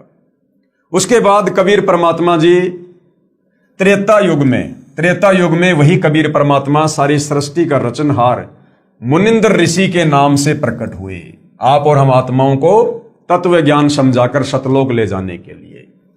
त्रेता युग में कबीर देव यानी कबीर साहिब का मुनिंद्र नाम से प्राकाटे, नल तथा नील को शरण में लेना। ये नल और नील जिनके विषय में हमने रामायण में काफी बार सुना है, पढ़ा है, लेकिन हमें नल और नील की वास्तविक कथा का ज्ञान नहीं था, ना हमारे धर्म गुरुओं ने हमें बताया। शास्त्रों के विरुद्ध ही हमारे को ये कहानी बताई। वास्तव में नल और नील कौन थे और किस प्रकार से ये कबीर परमेश्वर जब मुनिंद्र ऋषि के नाम से आए थे, उनकी शरण में आए, और ये कथा क्या है, ये अब हम सतगुरु रामपाल जी के जो है कर कमल से लिखित पवित्र पुस्तक ज्ञान गंगा से समझेंगे। तो त्रेता युग में कबीर परमेश्वर जी मुनिंद्र ऋषि के नाम से प्रकट हुए, बहुत सी आत्माओं को अपनी शरण में लिया और क्या क्या लीलाएं परमपिता परमेश्वर ने की आप और हम आत्माओं को शरण में लेने के लिए। नल तथा नील को शरण में लेना। त्रेता युग में स्वयंभू का मतलब होता है स्वयं प्रकट होने वाला, क्योंकि कबीर परमात्मा कभी किसी मां के गर्भ से जन्म लेकर नहीं आता। इन्होंने पूरी सृष्टि को उत्पन्न किया है, इनको उत्पन्न किसी ने नहीं किया। ये स्वयंभू हैं, स्वयं ही प्रकट होते हैं। त्रेता युग में स्वयंभू यानी स्वयं प्रकट होने वाला कबीर देव यानी कबीर परमेश्वर रूपांतरण करके यानी अपने उस तेज पुंज वाले तेजोमय शरीर को हल्का करके मुनिंद्र ऋषि के नाम से आए हुए थे। अनल अर्थात नल तथा अनील अर्थात नील, शॉर्टकट में इनको नल और नील कहते थे। दोनों आपस में मौसी के बेटे थे। माता पिता का देहांत हो चुका था। नल तथा नील दोनों शारीरिक व मानसिक रोग से अत्यधिक पीड़ित थे। सर्व ऋषियों व संतों से कष्ट निवारण की प्रार्थना कर चुके थे। सर्व संतों ने बताया था कि यह आपका प्रारब्ध यानी आपकी पूर्व जन्मों की जो किस्मत है, उस प्रारब्ध का पाप कर्म का दंड है, ये आपको भोगना ही पड़ेगा। अर्थात भक्ति करने से वो प्रारब्ध का कर्म दंड नहीं कटेगा। ये हमारे नादान धर्म गुरु हमें कहा करते थे और फिर कहते थे भक्ति करो। अरे भैया, जब भक्ति से प्रारब्ध का कर्म दंड नहीं कटेगा तो फिर भक्ति करके समय भी क्यों बर्बाद करें। तो ये अज्ञानी थे भाई और बहनों, इनको शास्त्रों का ज्ञान नहीं था, परमात्मा के विधान का ज्ञान नहीं था। और कहते थे कि नल और नील इसका कोई समाधान नहीं है, ये कष्ट आपने भोगना ही पड़ेगा। दोनों दोस्त जीवन से निराश होकर मृत्यु का इंतजार कर रहे थे। एक दिन दोनों को मुनिंद्र नाम से प्रकट पूर्ण परमात्मा का सत्संग सुनने का अवसर प्राप्त हुआ। सत्संग के उपरांत जो ही दोनों ने परमेश्वर कबीर देव अर्थात कबीर साहिब उर्फ मुनिंद्र ऋषि जी के चरण छुए तथा परमेश्वर मुनिंद्र जी ने सिर पर हाथ रखा तो दोनों का असाध्य रोग छू मंतर हो गया। कबीर परमेश्वर जो मुनिंद्र नाम से आए हुए थे, शीश पर हाथ रखने मात्र से नल और नील का वो असाध्य रोग समाप्त हो गया। अर्थात दोनों नल तथा नील स्वस्थ हो गए। इस अद्भुत चमत्कार को देखकर प्रभु के चरणों में गिरकर घंटों रोते रहे तथा कहा, आज हमें प्रभु मिल गया जिसकी तलाश थी। तथा उससे प्रभावित होकर उनसे नाम दीक्षा ले लिया तथा मुनिंद्र साहिब जी के साथ ही सेवा में रहने लगे। पहले संतों का समागम यानी सत्संग पानी की व्यवस्था देखकर नदी के किनारे पर होता था। नल और नील दोनों बहुत परमात्मा प्रेमी तथा भोली आत्माएं थी। परमात्मा में श्रद्धा बहुत थी, सेवा बहुत किया करते थे। समागमों में रोगी व वृद्ध व विकलांग भक्तजन आते तो उनके कपड़े धोते तथा बर्तन साफ करते, उनके लोटे और गिलास मांझ दिया करते थे। परंतु थे भोले से दिमाग के, कपड़े धोने लग जाते थे तो सत्संग में जो प्रभु की कथा सुनी होती उसकी चर्चा करने लग जाते। वे दोनों प्रभु चर्चा में बहुत मस्त हो जाते और वस्तुएं दरिया के जल में डूब जाती। उनको पता भी नहीं चलता, किसी की 4 वस्तु लेकर जाते तो 2 वस्तु वापस ला कर देते। भगत जन कहते कि भाई आप सेवा तो बहुत करते हो परंतु हमारा तो बहुत काम बिगाड़ देते हो, ये खोई हुई वस्तुएं हम कहां से लेकर आए, आप हमारी सेवा ही करनी छोड़ दो, हम अपनी सेवा आप ही कर लेंगे। फिर नल तथा नील रोने लग जाते थे कि हमारी सेवा ना छीनो, अब की बार नहीं खोएंगे, परंतु फिर वही काम करते। फिर प्रभु की चर्चा में लग जाते और वस्तुएं यानी जो कपड़े थे बर्तन थे वो दरिया के जल में डूब जाती। भगत जनों ने ऋषि मुनिंद्र जी से प्रार्थना की कि कृपया आप नल तथा नील को समझाओ, ये ना तो मानते हैं और ना मना करते हैं। हम मना करते हैं तो रोने लग जाते हैं, हमारी तो आधी भी वस्तुएं वापस नहीं लाते। ये नदी किनारे सत्संग में सुनी भगवान की चर्चा में मस्त हो जाते हैं और वस्तुएं डूब जाती हैं। मुनिंद्र साहिब ने 1-2 बार तो उन्हें समझाया वे रोने लग जाते थे कि साहिब हमारी ये सेवा ना छीनो। सतगुरु मुनिंदर साहिब ने कहा, बेटा नल तथा नील खूब सेवा करो। आज के बाद आपके हाथ से क्या कहा मुनिंदर रूप में कबीर परमात्मा जी ने, ध्यान से सुनना भाई और बहनों। हमने जो उल्टी सीधी ये कथाएं सुनी हुई हैं, अब हमें वो वास्तविक कथा सुनने का सौभाग्य मिल रहा है। क्या कहा कबीर परमात्मा ने नल और नील को, ये आज के बाद आपके हाथ से कोई भी वस्तु, चाहे पत्थर या लोहा भी क्यों ना हो, जल में नहीं डूबेगी। मुनिंदर साहिब ने उनको ये आशीर्वाद दे दिया कि चाहे लोहे की वस्तु हो, चाहे पत्थर ही क्यों ना हो, तुम्हारे हाथ से जो जल में छोड़ा जाएगा, कोई भी वस्तु जल में नहीं डूबेगी, वो वहीं तैरती रहेगी। अब गुरुदेव भगवान कह रहे हैं कि आपने रामायण सुनी है।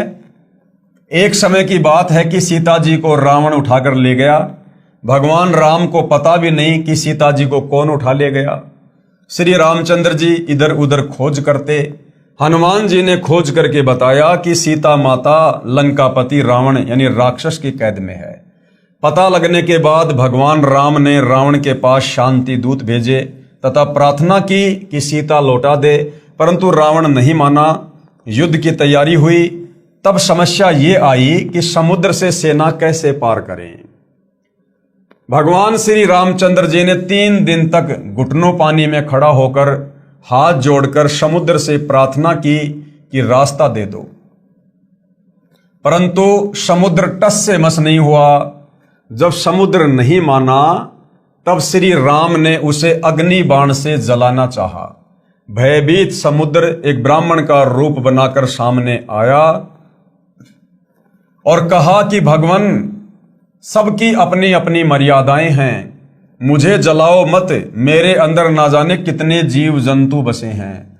अगर आप मुझे जला भी दोगे तो भी आप मुझे पार नहीं कर सकते, क्योंकि यहां पर बहुत गहरा गड्ढा बन जाएगा जिसको आप कभी भी पार नहीं कर पाओगे। समुद्र ने कहा, भगवान ऐसा काम करो कि सर्प भी मर जाए और लाठी भी ना टूटे, मेरी मर्यादा भी रह जाए और आपका पुल भी बन जाए। तब भगवान श्री राम ने समुद्र से पूछा कि वह क्या विधि है, कि भाई समुद्र देवता क्या विधि है बता। तो ब्राह्मण रूप में खड़े समुद्र ने कहा कि आपकी सेना में नल और नील नाम के 2 सैनिक हैं। उनके पास उनके गुरुदेव से प्राप्त एक ऐसी शक्ति है कि उनके हाथ से पत्थर भी जल पर तैर जाते हैं। हर वस्तु चाहे वह लोहे की हो तैर जाती है। श्री रामचंद्र ने नल तथा नील को बुलाया और उनसे पूछा कि क्या आपके पास कोई ऐसी शक्ति है। नल तथा नील ने कहा, हाँ जी, हमारे हाथ से पत्थर भी जल में नहीं डूबेंगे। श्री राम ने कहा कि परीक्षण करवाओ, यानी उसकी मुझे छोटी सी परीक्षा दो। उन नादानों ने, नल और नील ने सोचा कि आज सबके सामने तुम्हारी बहुत महिमा होगी। नल और नील में अहंकार छा गया कि समुद्र पर पुल बनाने में रामचंद्र भी फेल हो गया, लक्ष्मण भी फेल हो गया, जामवत, अंगद, हनुमान, सुग्रीव, और आज हमारी महिमा बन जाएगी। तो उन नादानों ने अपने गुरुदेव भगवान को याद नहीं किया, अपने गुरुदेव को छुपा दिया ताकि किसी को पता ना चले। छुपाने का मतलब उन्होंने उस समय अपने गुरुदेव से कोई याचना नहीं की, दंडवत प्रणाम करके आज्ञा प्राप्त नहीं की कि हे गुरुदेव, हम तो तुच्छ प्राणी हैं, ये तो आपके द्वारा दी गई शक्ति है, आपका आशीर्वाद है गुरुदेव, आप दया करना, इसका पुलिया बन जाए। उन्होंने अपने गुरुदेव का जिक्र तक नहीं किया और कहा, जी हमारे पास में ऐसी शक्ति है, हम पत्थर भी तैरा देंगे। और जैसे उन्होंने पत्थर उठाकर समुद्र पर डालने चाहे, वो पत्थर डूबने लगे। उन नादानों ने, नल और नील ने सोचा कि आज सबके सामने तुम्हारी बहुत महिमा होगी। उस दिन उन्होंने अपने गुरुदेव भगवान मुनिंद्र यानी कबीर साहिब को यह सोचकर याद नहीं किया कि अगर हम उनको याद करेंगे तो कहीं श्री राम ये ना सोच ले कि इनके पास शक्ति नहीं है।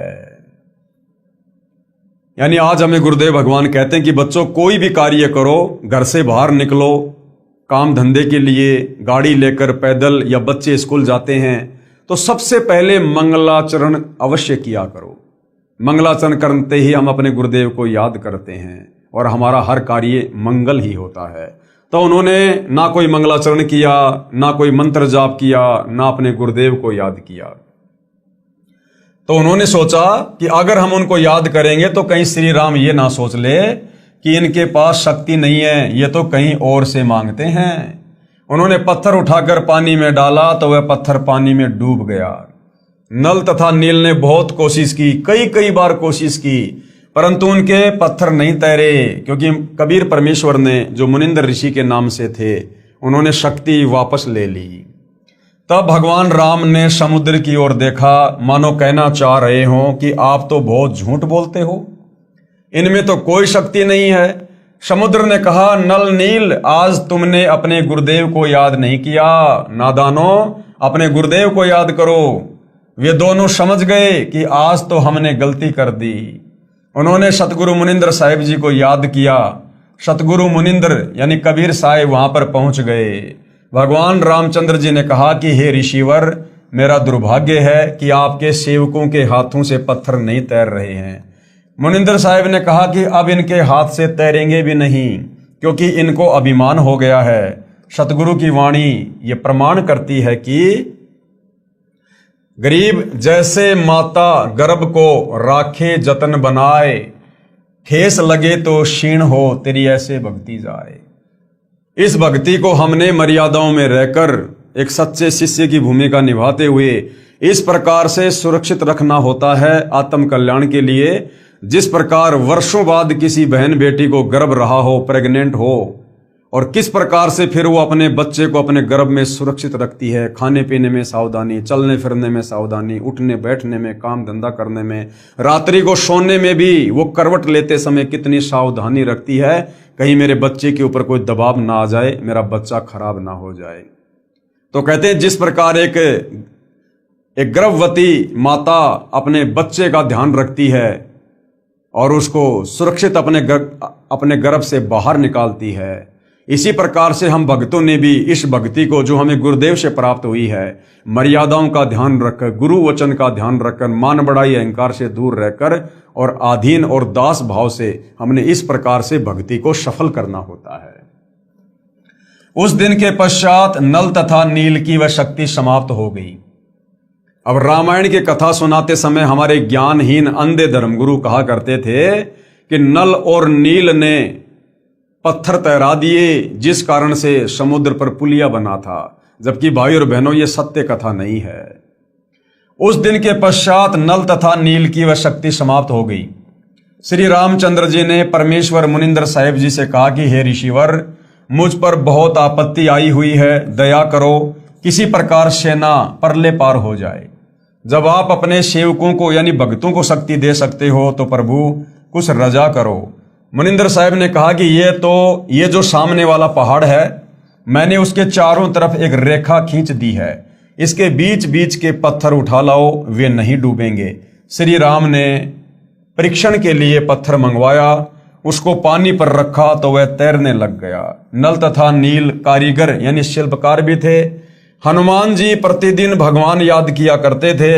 उसने अपनी दैनिक क्रिया भी साथ रखी, राम राम भी लिखता रहा और पहाड़ के पहाड़ उठाकर ले आता था। नल नील उनको जोड़ जोड़कर उस पुल में लगा देते थे। इस प्रकार पुल बना था, धर्मदास जी कहते हैं। तो भाई और बहनों, आज से पहले हमारे ज्ञानहीन नादान धर्मगुरुओं के द्वारा हमें जो झूठी कथा बताई जाती थी कि नल और नील के हाथ से पानी में पत्थर तैरने लग जाते थे, तो नल और नील पुलिया बनाते समय उन पत्थरों को हाथ से छू दिया करते थे, जिस कारण से वो पुलिया बन गया। तो कोई कहता था कि हनुमान जी उन पत्थरों के ऊपर राम राम लिख दिया करते थे, जिस कारण से पत्थर तैर जाया करते थे। तो ये सारी की सारी झूठी कथा हमें बताई जाती थी।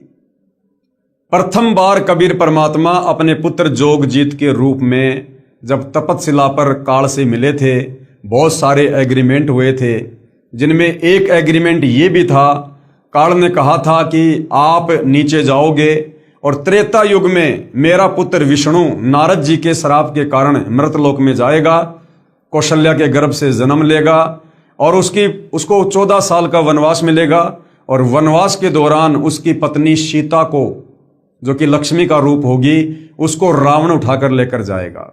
और रामचंद्र सीता को वापस लाने के लिए समुद्र पर पुलिया बनाना चाहेगा, लेकिन उसका पुल नहीं बन पाएगा। हे परमेश्वर, आप जी त्रेता युग में मेरे बेटे का पुलिया बनवाना। तो अपने उस वायदे के अनुसार त्रेता युग में कबीर परमात्मा मुनिंद्र ऋषि के रूप में आए और अपनी वचन शक्ति से एक पहाड़ के पत्थरों को हल्का किया, जिस कारण से समुद्र पर वो पुलिया बना।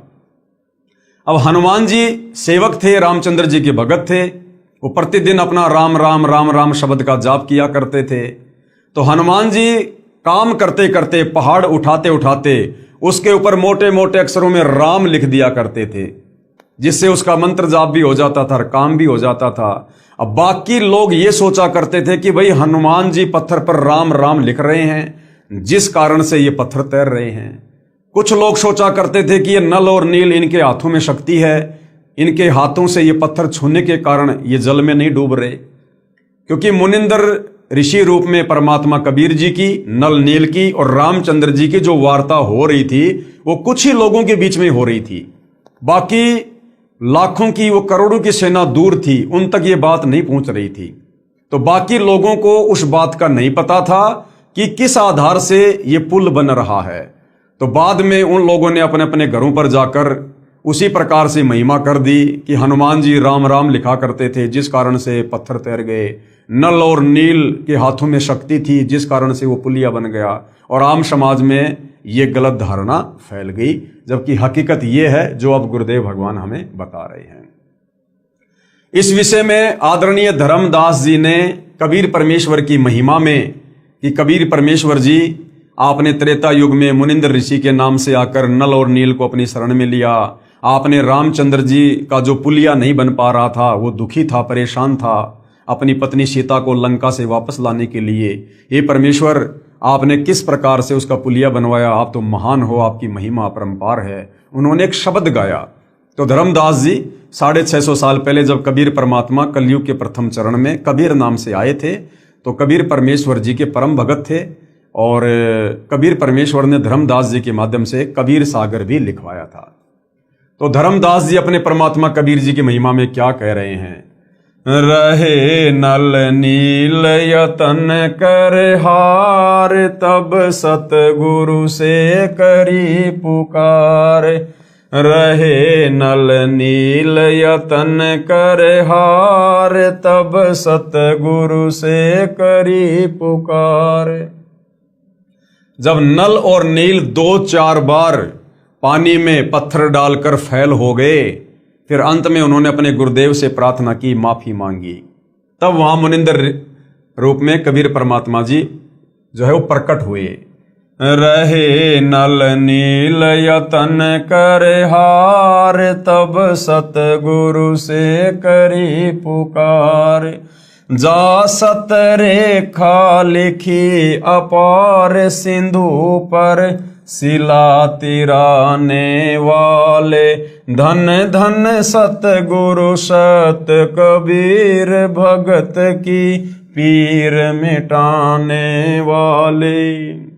उसके बाद कबीर परमात्मा ने जो रेखा खींची थी उस पहाड़ के चारों तरफ और पत्थरों को हल्का किया था, उसके कारण सिंधु यानी समुद्र पर वो शिला यानी वो पत्थर तैरे और वो पुलिया बना। इस प्रकार कबीर परमात्मा जी को धर्मदास महिमा दे रहे हैं कि हे कबीर परमात्मा, आप जी धन्य हैं और आप अपने भक्तों की पीड़ा को देख नहीं सकते। कोई कहता था कि हनुमान जी ने पत्थर पर राम राम लिख दिया था, इसलिए पत्थर तैर गए। कोई कहता था कि नल नील ने पुल बनाया था। कोई कहता था कि श्री राम ने पुल बनाया था। परंतु ये सत कथा ऐसे है जैसे आपको ऊपर बताई गई है। आगे सत कबीर की साखी पेज नंबर 179 से 182 तक। पीव पिछाण का अंग। कबीर तीन देव को सब कोई ध्यावे, चौथे देव का मरम न पावे। कहते हैं तीन देवताओं को सृष्टि रचना के ज्ञान के अभाव में, शास्त्र अनुकूल साधना के अभाव में तीन देवता ब्रह्मा विष्णु महेश को तो हर कोई ध्यान लगाता है, हर कोई पूजा करता है, लेकिन चौथे देव का मर्म न पावे। चौथा कौन? इनका पिता काल ब्रह्म, जो गुप्त रहता है। वेदों में, गीता में जिसको ब्रह्म कहा गया है, जिसने श्री कृष्ण जी के शरीर में प्रवेश करके गीता जी का ज्ञान बोला, कहते हो चौथे का तो कोई भेद भी नहीं जानता। तीन देव को सब कोई ध्यावे, चौथे देव का मर्म न पावे। चौथा छोड़ो, पांचवे को ध्यावे, कहे कबीर सो हम पर आवे। वो चौथे काल निरंजन को भी छोड़ दो, और जो पांचवे का ध्यान करेगा, पांचवा कौन? कबीर परमात्मा, परम अक्षर ब्रह्म, सारी सृष्टि का मालिक कबीर देव। कहते हैं जो उस काल को यानी चौथे को छोड़कर और पांचवे का ध्यान धरेगा, कबीर परमात्मा का, कहे कबीर सो हम पर आवे, यानी वो हमारे सतलोक में वापस आ सकता है। कबीर ओंकार निश्चय भैया ये करता मत जान। ओंकार यानी ये काल। गीता जी अध्याय 8 श्लोक नंबर 13 में ये गीता बोलने वाला काल ब्रह्म कह रहा है कि मेरा तो एक ओम नाम का मंत्र है। ओम इति एक अक्षरम ब्रह्म व्यवहारण माम अनुस्मरण ये परियाति तजन देहम सयाति परमाम गतम। कि अर्जुन, मेरी साधना का, मुझ ब्रह्म, मुझ काल की साधना का एक ओम मंत्र है जिसको ओंकार कहते हैं। तो कबीर परमात्मा कहते हैं इस ओंकार को, ओम कहो चाहे ब्रह्म कहो, इसको भगवान मत जानो, इसको करता मत जान। साचा शब्द कबीर का पर्दे माही पहचान। सच्चा मंत्र तो कबीर परमेश्वर जी का है, जो तत्वदर्शी संत देता है। कहते हैं उसको पहचान ले, उसकी साधना कर, तब तेरा मोक्ष होगा। कबीर राम कृष्ण अवतार हैं। ये राम और कृष्ण तो विष्णु के अवतार हैं। इनका ना ही संसार, इन्होंने सृष्टि को नहीं रचा। और जिन साहिब संसार किया, जिस परमात्मा ने संसार को रचा, सो किन्हों ने जन्या नार, उस परमेश्वर को किसी भी औरत ने जन्म नहीं दिया। वो जन्म लेकर नहीं आता, जैसे राम कृष्ण माँ के गर्भ से जन्म लेकर आते हैं। इसी प्रकार जिस परमात्मा ने, जिस साहिब ने संसार को उत्पन्न किया, पूरी सृष्टि को रचा, वो किसी माता के गर्भ से जन्म लेकर नहीं आता, वो तो स्वयंभू है। कबीर चार भुजा के भजन में भूल पड़ो सब संत। चार भुजा के भगवान कौन है? ब्रह्मा विष्णु महेश। इनकी चार चार भुजा हैं। तो कहते हैं चार भुजा के भजन में, इन ब्रह्मा विष्णु महेश की भक्ति में पूरा संसार भूला पड़ा है। और कबीरा सुमरो तास को जाके भुजा अनंत। और कबीर परमेश्वर हमें भक्ति समझाने के लिए एक भगत बनकर कह रहे हैं कि मैं कबीर तो उस भगवान की भक्ति करता हूं जिसकी भुजा अनंत है, जो अनंत कोटि कलाओं का स्वामी है। कबीर समुद्र पाट लंका गए सीता को भरतार, ताही अगस्त मुनि पी गयो इनमें कौन करतार। नादानी के चलते, सत्य कथा का ज्ञान ना होने के चलते, सृष्टि रचना के अभाव में हमारे नादान धर्म गुरुओं ने हमें बताया कि श्री रामचंद्र जी भगवान हैं, करतार हैं, परमात्मा हैं। इन्होंने समुद्र पे पुलिया बना दिया। तो परमात्मा कहते हैं वैसे तो तुम्हारी बात सही नहीं है, हकीकत तो वो है जो अभी आपको बताई गई। मुनिंदर नाम से कबीर परमात्मा त्रेता युग में आए थे और उनके आशीर्वाद से वो पुलिया बना था, पत्थर हल्के हुए थे। लेकिन चलो, जैसा ये लोकवेद है, सुनी सुनाई बातें चल रही हैं कि रामचंद्र जी परमात्मा है, समुद्र पे पुलिया बना दिया, सेना को पार कर दिया।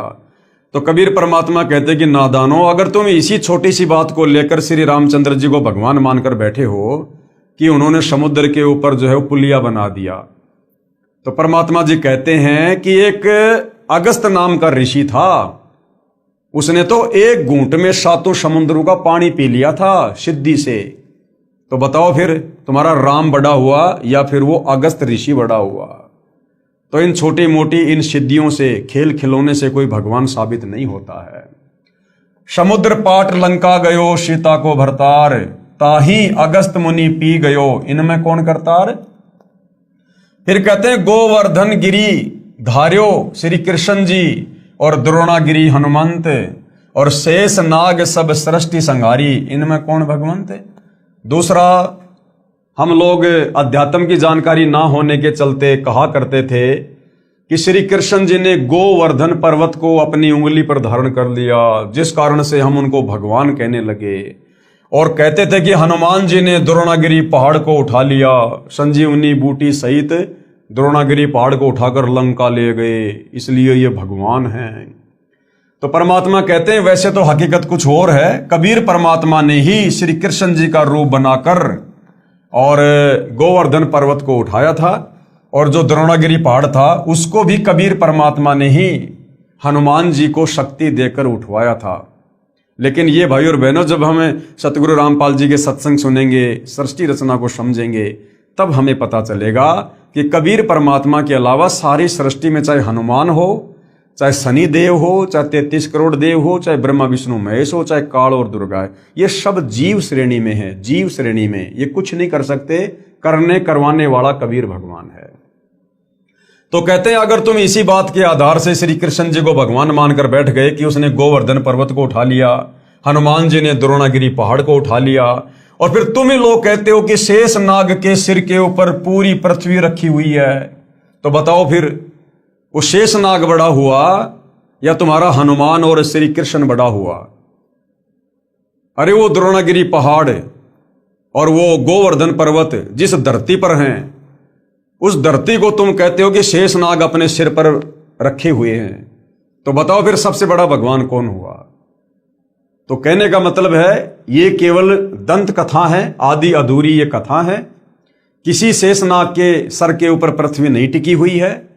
ये पृथ्वी परमपिता परमेश्वर के वचन से अपनी जगह पर स्थिर है, घूम रही है। जैसा भी है परमेश्वर के वचन से, हमने सृष्टि रचना में पढ़ लिया कि कबीर परमेश्वर जी ने इस काल को श्राप दिया था, जिस कारण से इसके 21 ब्रह्मांड सतलोक से विमान की तरह चल पड़े और सतलोक से 16 संकोश की दूरी पर आकर परमेश्वर के वचन से स्थिर हो गए। वैज्ञानिक जिसको गुरुत्वाकर्षण की शक्ति कहते हैं। फिर कहते हैं कबीर काटे बंधन विपत्ति में कठिन किया संग्राम, चीनो रे नर प्राणियां गरुड़ बड़ों के राम। फिर हमें क्या बताया जाता था कि श्री रामचंद्र जी इसलिए परमात्मा हैं कि इन्होंने लंकापति रावण को मार दिया और सीता जी को वापस लेकर आ गए।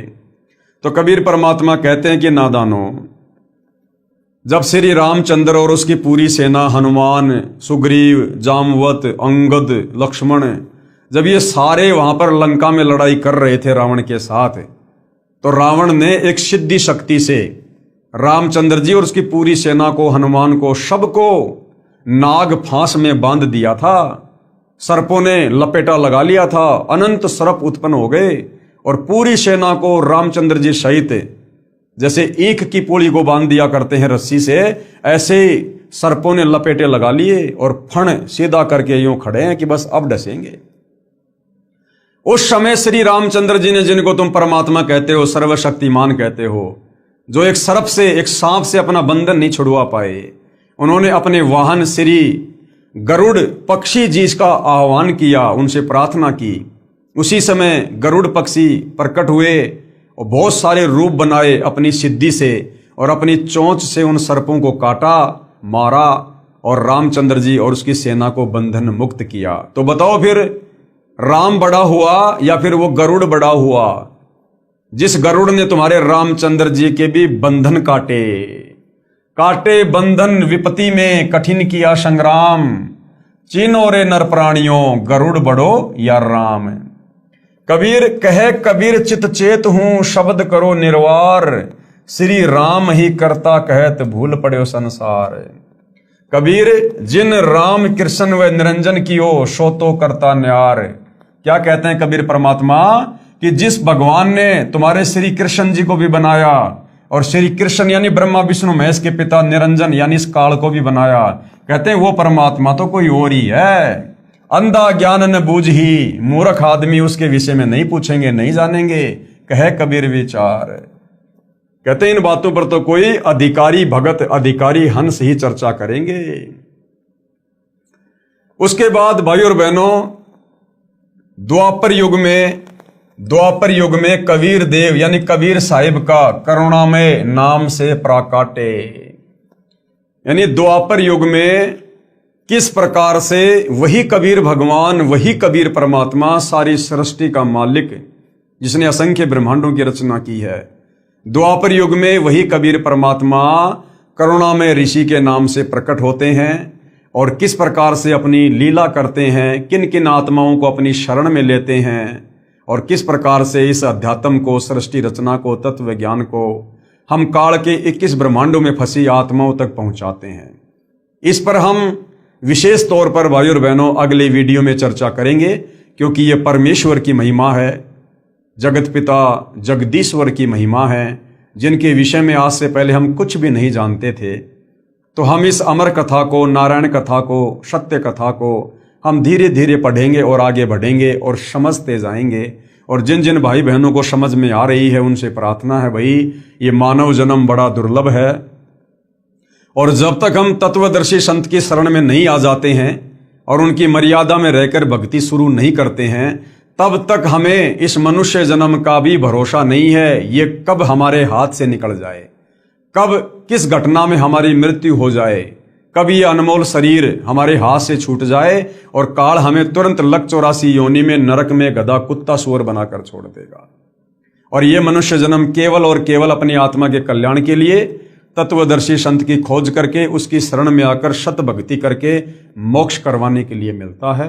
वो शु अवसर आज आप और हमें सहज में उपलब्ध है। जिस परमेश्वर को खोजने से वो प्राप्त नहीं होता, अरे खोजने से तो ये काल ब्रह्म ही प्राप्त नहीं होता। ब्रह्मा ने अपने पिता ब्रह्म का ध्यान लगाया 4 युग, साधु संत महात्मा सतयुग त्रेता द्वापर युग में हजारों हजारों वर्ष समाधि लगाकर ओम नाम का जाप करते, तप करते, इस काल ने भी दर्शन नहीं दिए। सोची वो सारी सृष्टि का मालिक, वो काल का भी पिता, जिसने काल को अंडे से उत्पन्न किया, कबीर परमेश्वर, सोचिए वो खोजने से कैसे मिलेगा। वो तो स्वयं ही दया करता है, अनुग्रह करता है, वो स्वयं ही आकर हमें यहां दर्शन देता है, मिलता है। तो भाई और बहनों, ये मौका अनंत युगों के बाद बड़ी मुश्किल से मिलता है। कबीर परमेश्वर ने आप और हमें दिया है। आज वो आप और हम सब पर दया युक्त हैं। आज हम उनकी दया का फायदा उठा सकते हैं, अपनी आत्मा का कल्याण करवा सकते हैं। लक 84 योनि में तरह तरह के शरीर धारण करके और असहनीय यातना भोगने से बच सकते हैं। नरक में तरह तरह की पीड़ाओं को भोगने से बच सकते हैं और जन्म मरण के और बुढ़ापे के भयंकर रोग से बच सकते हैं मोक्ष प्राप्त करके।